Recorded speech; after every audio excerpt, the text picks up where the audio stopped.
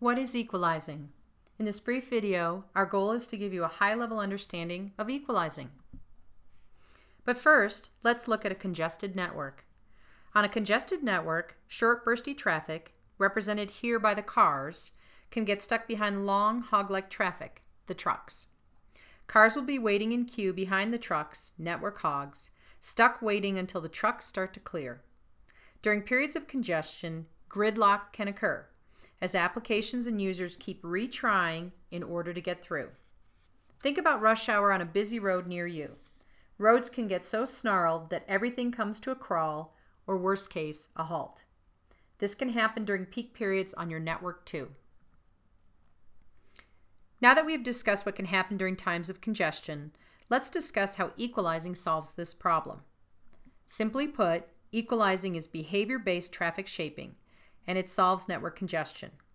Equalizing automatically favors short, bursty, latency-sensitive traffic over long, hog-like traffic.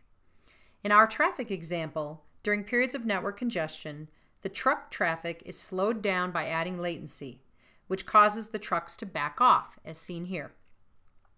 During periods of congestion, most traffic benefits from an equalized network. Under the covers, how does equalizing work? Equalizing is looking at the behavior of the traffic on your network for each data flow or IP pair. Equalizing determines behavior by asking such questions as, how persistent is the data flow? How many active data flows are there? How long has the data flow been active? How congested is your overall network pipe? And how much bandwidth is the data flow using relative to your network pipe size? Now let's look at a scenario without equalizing. We know that you have thousands of users on your network. To simplify things, we're going to focus in on two of them. Imagine a situation where you have two users accessing the internet at the same time over the same shared link. One person is downloading a large file while on a VoIP call, sending emails, and browsing the web, while the other is trying to access email and surf the web. Both users would like email and web browsing to just work without hanging, as these are latency-sensitive applications. In a typical system without equalizing, during congestion, the large file download data stream will be getting almost all of the bandwidth, and everything else will queue up behind it. Gridlock can ensue, and can even get worse if applications or users keep retrying in order to get through. During periods of network congestion, the email response time will come to a crawl, the VoIP call will break up, and web browsing will hang. Now let's look at the same scenario with equalizing in place.